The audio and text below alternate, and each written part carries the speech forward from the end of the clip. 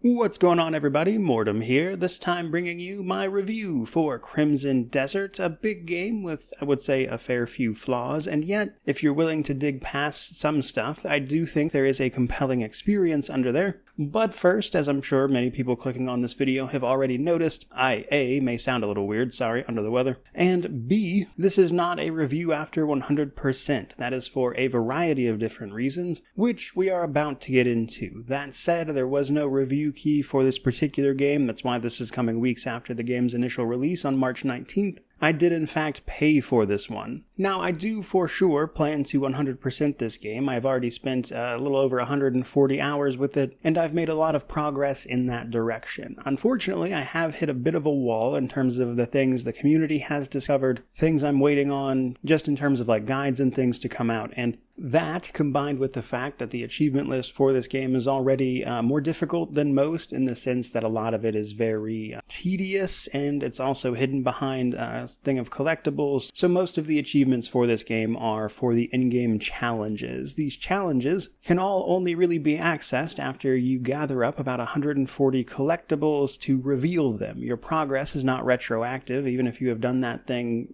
previously. In most cases, a couple do. But that alone makes it difficult to even start progressing the achievements until you are fairly progressed in the game itself, and then combine that with the knowledge gap of the things people are still figuring out. And I went ahead and decided to drop this review now and continue working on this as more information is figured out. And I will likely do some sort of follow-up, not exactly a review or anything like that, but a video about this game again when I finally do 100% it, or, relevant updates, etc. So long story short, I am committed to getting 100% on this. I have put a lot of effort into it, and I'm pretty sure I'm farther than most people already, but I don't want that to hold up this review, which the 100% process isn't going to change much of at this point anyway. So, to go ahead and get on with it, let's talk a little bit about the game very broadly. I would say, straight away, Crimson Desert is a large game. It's my understanding that it started out as like an MMO at one point and then switched to single player, and while I have not kept up with that personally, I would certainly believe it, given the fact that this game has a lot of, I would describe them as shallow systems. Some of them are fun and engaging, but a lot of them really are just skin deep, like what you see is what you get. Combine that with what I think is a pretty bad first impression.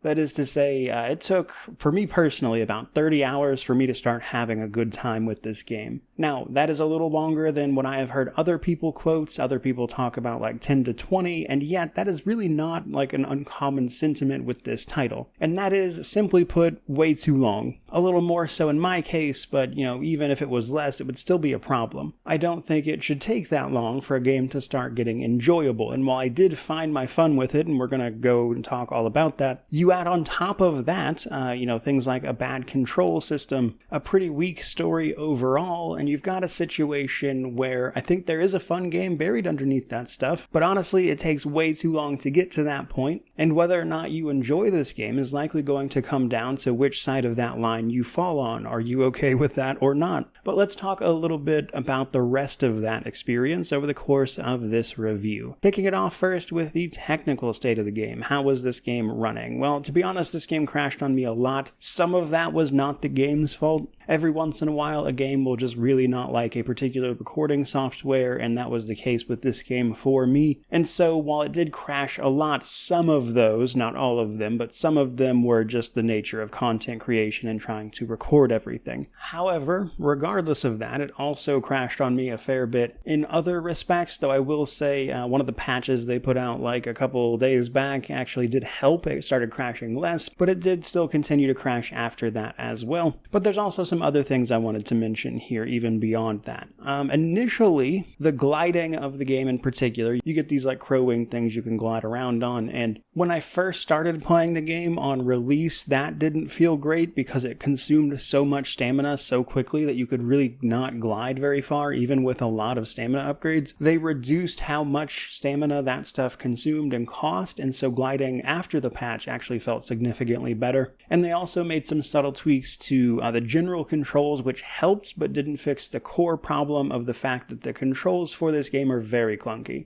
In fact, I would go so far as to say I can't think of any other game that has given me as many options for movement while making all of them feel not great. Some of that is down to the kind of awkward initial control scheme. Like at one point you had to keep tapping left shift on keyboard in order to, keep your speed up. That is also one of the things the patch addressed, so they made some headway there, but it still feels awkward even now, and sometimes downright unresponsive. Now, it's probably worth mentioning that there are some areas of the game that are considered safe zones where you can't do certain things, like pull out your weapons and stuff. I am not referring to that specifically. I mean, there are some times where you are just smashing a button and it should be happening, and it simply is not. And I know all of my keyboard and mouse and everything are good. So, simply put, are there some technical issues? Yes, it doesn't make the game unplayable or anything, but I think there's some room for annoyance there at the very least. Last thing I want to mention in this section, just to throw it out there, when the game released, it was discovered that they had left some AI placeholders for the paintings and things that you would find on walls in various buildings. Once again, the recent patch they put out replaced all of that stuff with actual human art. Pretty boilerplate response here. It was only part of the iterative process. It was meant to be replaced. They overlooked it. Feel how you want about that, of course. I just wanted to mention it here. Which then brings me to difficulty a little bit. Difficulty with a game like this, which is ultimately an action adventure, is interesting because I have seen some people say that they really struggled with the difficulty of this game. And while I see the potential for problems there, I also don't really agree with that sentiment because while this game does have a single baseline difficulty, it gives you a lot of options as an action adventure to deal with the things you are doing. I think realistically, if you're struggling with the difficulty of this game, it's probably because you're trying to do something you shouldn't be doing yet. And you should be upgrading all of your gear and items and coming back to it later. Upgrades are pretty important. Getting more health, more defense on your armor and stuff, that stuff matters. And it will make stuff in, the more obscure parts of the map and whatnot significantly easier. Combine on top of that with the fact that you can pause and heal in battle. You can also do it with a shortcut. You're going to see me pause a lot in this video, simply because I like to take a second to sort of think about my next move, that kind of thing. But do be aware you can hotkey the food if you want to. So on top of just healing mid-battle, you can also get these items called Palmer pills that will just instantly revive you. And so between the healing and the revives,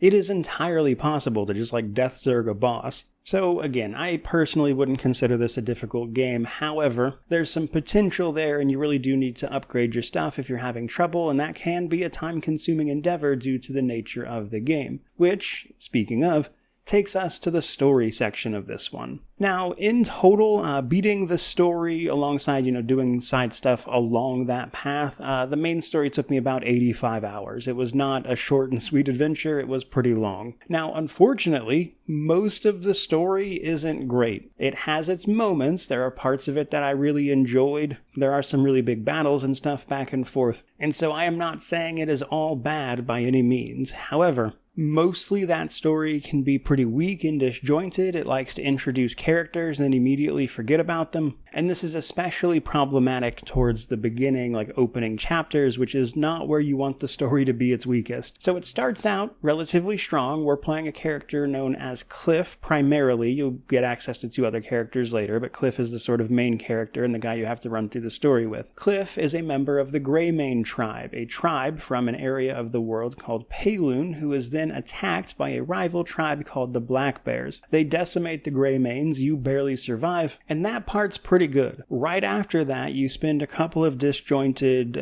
hours at the very least going through seemingly randomly introduced quests and objectives that will eventually serve as the basis through which you establish a camp in the neighboring region of Hernand, where you can then build up your forces and try to strike back against the Black Bears while also getting to the bottom of the sort of chaotic mystery of the Abyss, which outside of your immediate problems serves as the larger backdrop of the story. I don't want to really spoil too much more than that, but again, the issue is that in the early game, so much of your objectives are just completely disjointed from one another. There are times where the game is telling you to go do something and it has in no way introduced the what or the why. It's very tenuous, and it feels like you are just doing random stuff, and eventually that comes back to feed you a pretty steady narrative towards the end game, and it gets a little more cohesive, let's say. And in those later parts of the game, it does have moments that are really cool. And so I would say this game is really more focused on exploration and a sense of discovery than it really is its story and cast. Good on you if you wind up enjoying those things, but they certainly weren't for me. Speaking of, however, I talked a little bit about our main character Cliff there. You do play as a set character, which means there isn't really character creation. However, much later, it is possible to gain access to a barber who can do things like change your hair, face paint, etc., which also goes for the two other characters you can play as, which have their own play styles and things that you'll unlock through the main story. So it's not available right away, but there is customization eventually. Now, all of that brings us to the progression portion of this. This being an action-adventure, progression isn't terribly complicated, but there is a lot of it, in all sorts of various forms. For instance, you start out with a relatively small inventory space, and through doing a lot of different tiny side quests, usually the requests are the easiest to do,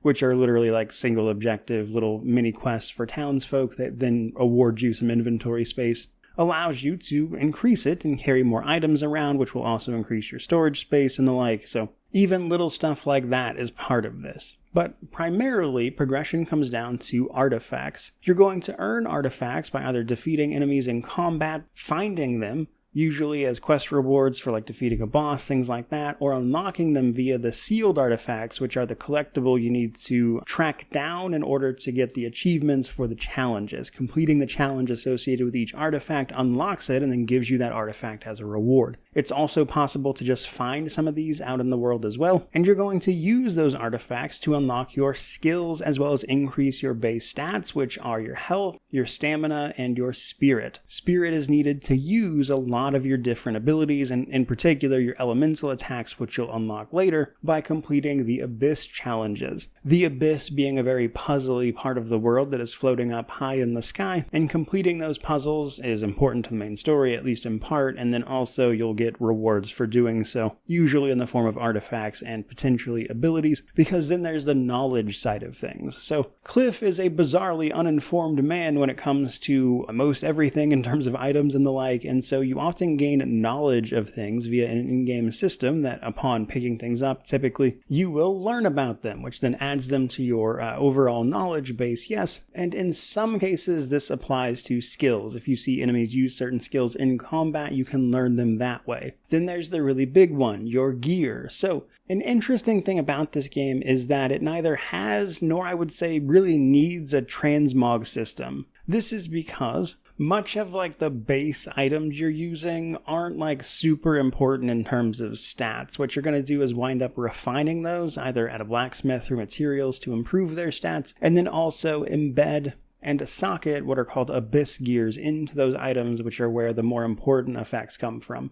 Now, that's not to say the base item doesn't matter. It actually does in some cases. Some items have inherent bonuses to things like frost or heat resistance, which will keep you safe in various forms of weather, though the effects of adverse weather are relatively minor, and you don't necessarily need to completely build around that. But just straight up, the abyss gear that you socket into your items is much more important than the base item, and so it is very viable to just find a set of gear you like the look of, and then refine and socket things into that are, more important than the base item. Now, in order to socket things into your gear, you have to find the witches. The witches are going to be introduced to you through the main story. If nothing else, you can also find them. And they offer a variety of services and quests for you. However, one of the main things they do is allow you to create sockets based on the total limit of an item, and then, of course, extract or embed things in those sockets, which grant you all sorts of powers. And so, while you might pick a relatively interesting weapon combo, what makes it crazy is that a lot of bosses will typically drop their weapon. Their weapons will have the abyss gear that they were using to produce their special effect, that you can then take and socket into your appropriate appropriate gear yourself. And then what you can do is,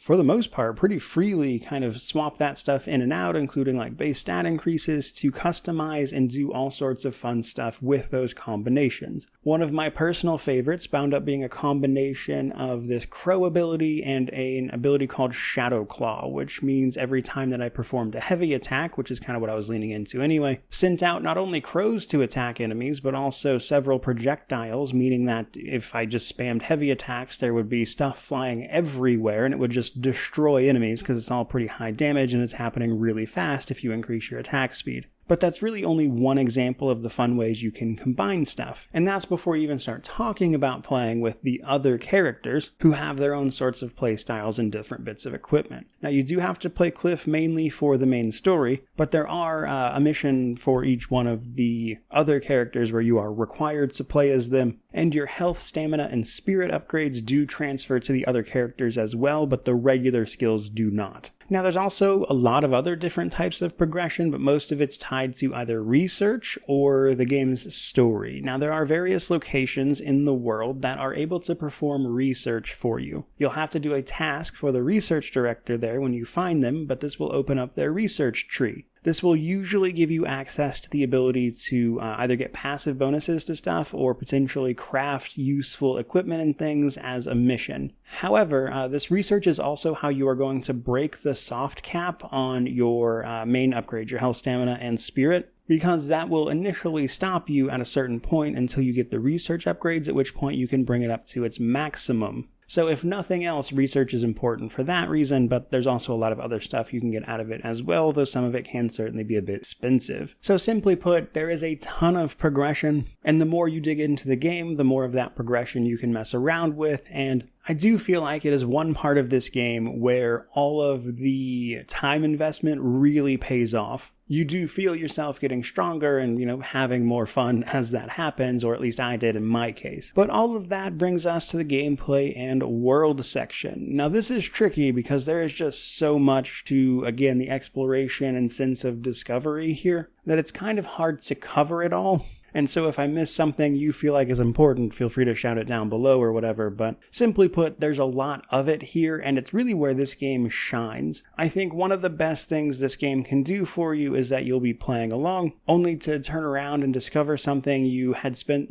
so many hours playing the game without even realizing was a thing. That happens sometimes. I didn't realize you could stow away under carts that people are riding for a long time, and that's not a particularly useful thing to do in most cases, but it is useful occasionally. When you fall from the abyss up in the puzzle area, you typically fall back down into the real world through a little loading screen type thing, and then you can hopefully glide to safety. However, what I learned very late in my playthrough is that it's possible to not do that, to fall down, by missing a jump in a puzzle or whatever. If you hit your axiom force, which is like your grappling hook more or less, it will cling midair on you up there, and then you'll have an option to hit a button to reset wherever you were, and you don't have to go through the annoyance of like falling to the ground only to teleport back up and everything. So there are just like little moments like that where you discover something that you didn't realize, and it again leads to this sense of discovery the game really has. And that is where I think this game does its best work. But at a more basic level, it has a very large world map divided up into 6 zones. In case you are wondering, one of those zones is in fact the titular Crimson Desert. You are going to start and spend a lot of time in the,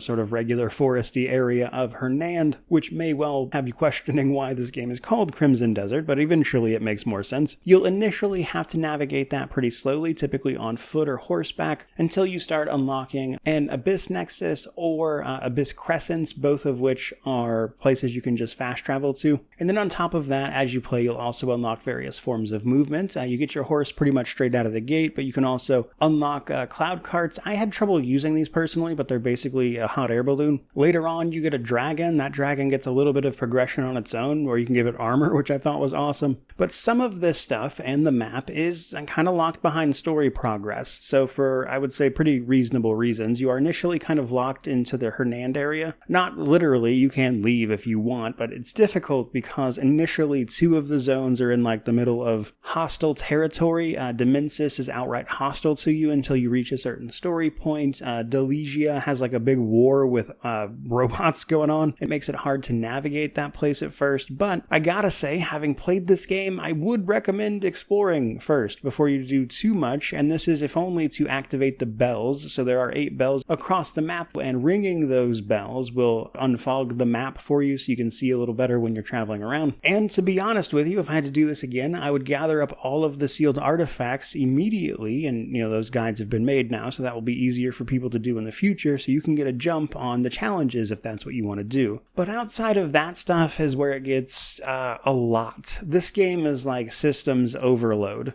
It just has a million different things going on, and some of these systems are very shallow, but it's kind of hard to describe all of them. There's the weather system with hot and cold that I've already mentioned. There's a banking system where you can make like investments and stuff. If that goes well, or if you earn money illegally, they might send the tax collector after you. There's a stealth system, but I don't think it's very good. There is a theft system where if you put on a mask, you can steal items, and that is an interesting one too, because I was initially kind of like put off by that, and yet the more I played the game, the more it made sense to like equip an item to get into theft mode, if you will, which sounds silly, but what it actually does is kind of prevent you from accidentally stealing things. It's slightly more intentional when you do that, and thus when you interact with the game's justice system, which I also don't think is very good, it at least makes more sense and feels like something a little more intentional, though to be clear, you can assault and attack people, which will rack you up a bounty and everything. The bounty, however, the way this works is regardless of whether or not you were seen, it throws up a crime thing, and if you get out of the area before the timer expires, it doesn't matter. If you're still there, or if somebody witnessed you with the crime, it becomes more of an issue.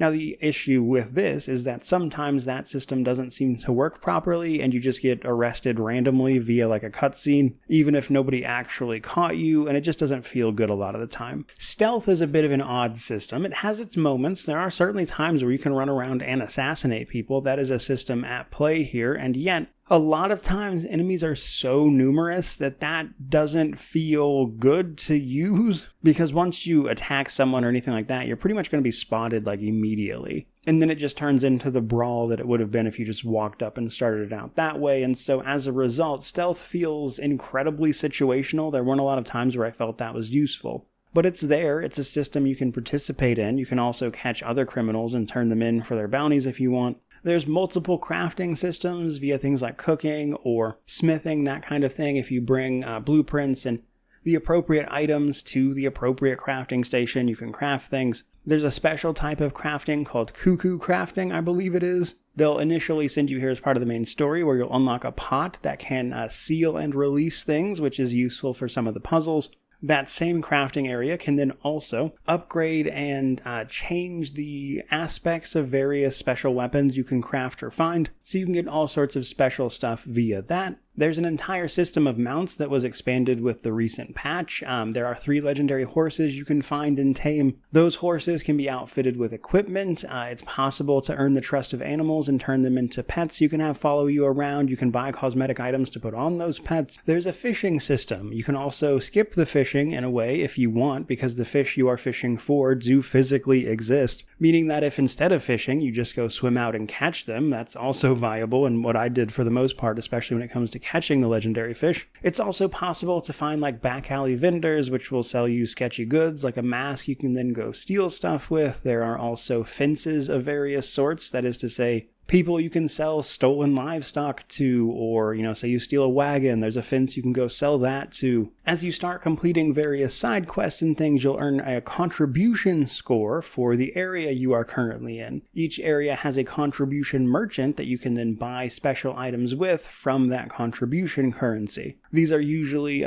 prettier versions of armor, things like that you can use. A lot of them sold, I found, like really unique horse gear, which I thought looked better than a lot of the regular stuff. There's a whole system of like dyes and things. If you want to get really into customizing your look, you can also dye your horse's gear. There's a giant trading system by which you can buy and sell trade goods, and even that is part of the bigger base building mechanic. You not only get your own house that you can customize and mess around with if you want, but you also get the Greymane Camp. For much of the game, the Greymane Camp is going to be in an area called Howling Hill, and as you complete story chapters and stuff, and also do the quests for your base. You can grow it to a pretty large size, giving you access to essentially a small city with every manner of service available. Also a place to grow and raise livestock or crops and everything. And it's just a mind-boggling amount of systems that are certainly going to give you a lot to do and keep you busy. Now, a couple of catches though. The game does have plenty of side content, as you would imagine. Most of it feels like MMO questing in the sense that none of it is particularly important and not a lot of it has very memorable characters. There are a few interesting side quests here and there, but by and large they weren't super interesting, because again, I really do feel like this is more about the exploration and sense of discovery more so than anything else.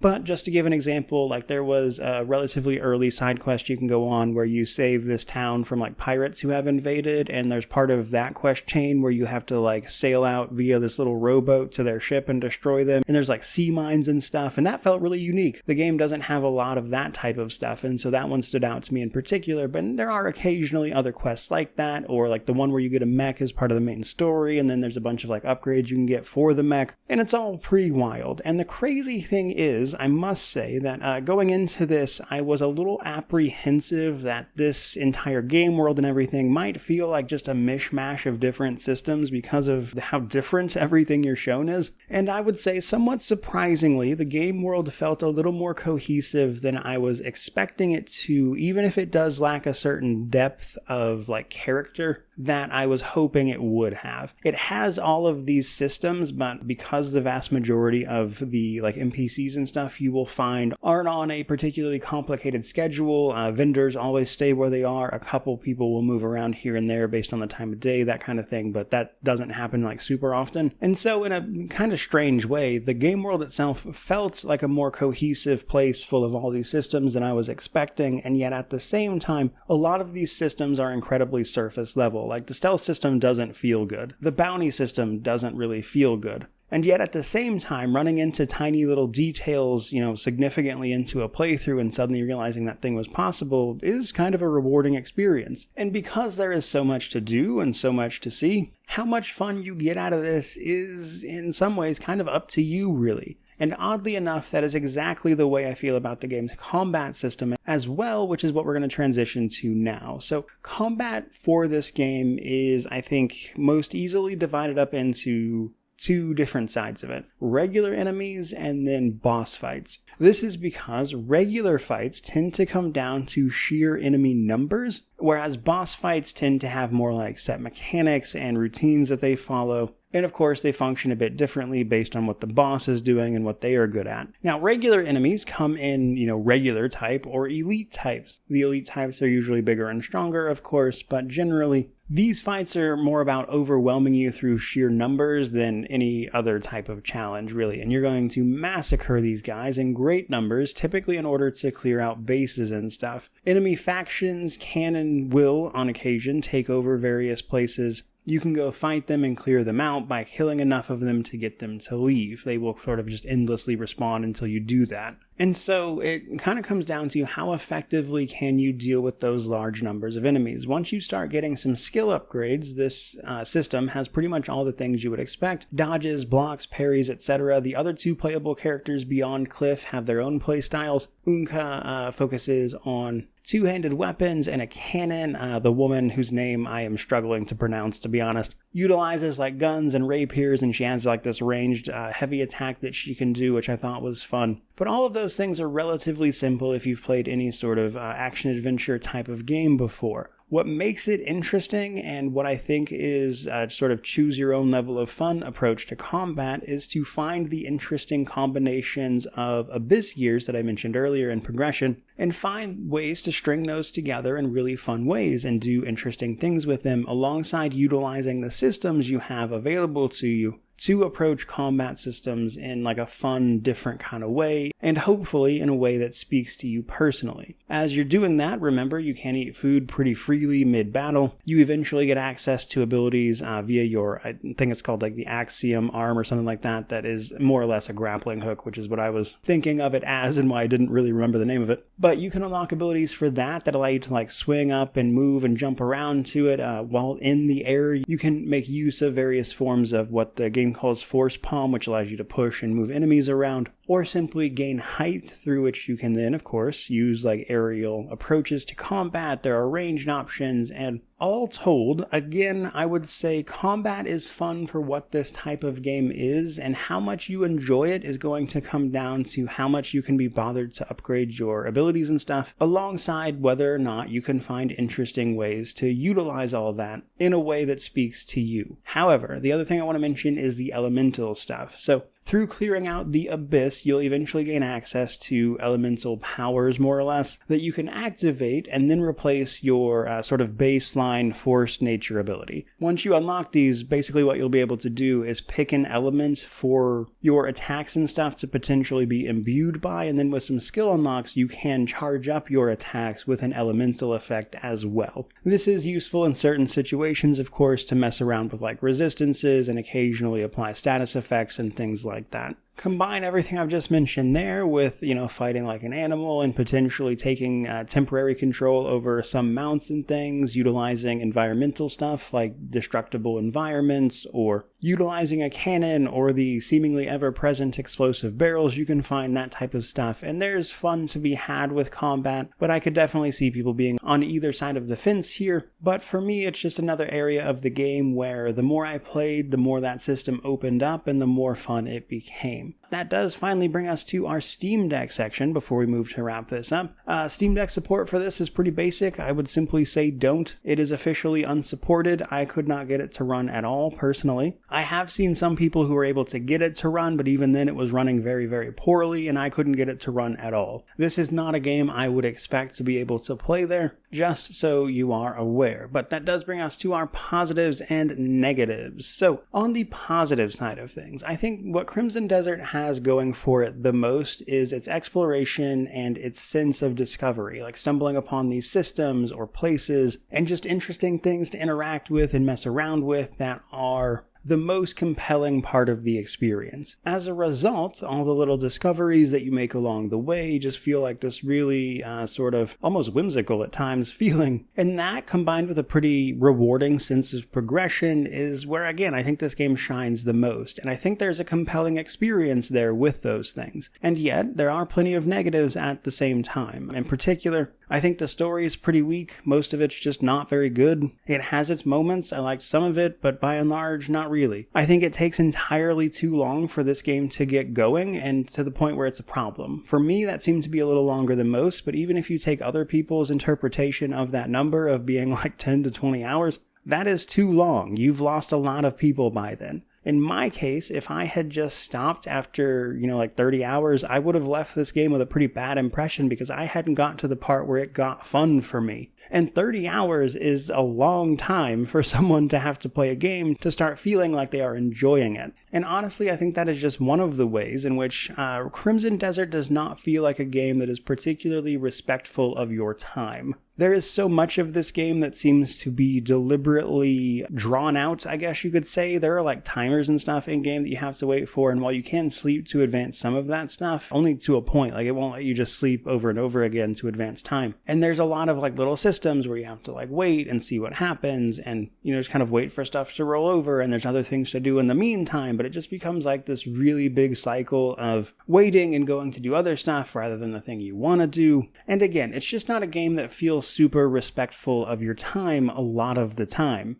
I mean, hell, even just hiding most of the achievements behind challenges, which are themselves hidden by a 140 collectible hunt, doesn't feel great. Which brings me to my conclusion for this game. Ultimately, I think there is a compelling experience here with Crimson Desert. There are parts of this game I really, really enjoyed. There are parts of it I was not having a good time. But this game, with a little more depth and a better story with interesting characters, would have easily been a truly fantastic game for me. And as it stands, I had a good time, but not as good of a time as I was hoping for. Even so, I did enjoy it. and I do feel like I got my money's worth out of it. Again, I did pay for this one. And so when it comes to recommending this title, I think it really comes down to asking yourself which part of this experience is more important to you. If you want a strong narrative that is strong like right out of the gate and hooks you immediately, I think Crimson Desert's probably not the game for you. If you, however, want that bigger, grander sense of exploration and all these little discoveries and feeling like you are interacting with the world through its various systems and finding all sorts of interesting stuff, building up your base, things like that, then I think Crimson Desert offers a really compelling experience in that regard. So basically, I had fun with Crimson Desert. I had a pretty good time, even if it was slow going at first. I got past that initial hurdle and then it became fun for me afterwards. To that end, I do feel like I got the money I paid for out of it, and because of that, I would recommend this game, so long as you have the knowledge of what this game actually is as you get into it. There are some things here that I think a lot of people would find deeply frustrating, and like I said, it just kind of depends on which side of that line you fall on and which part of those experiences are more important to you personally.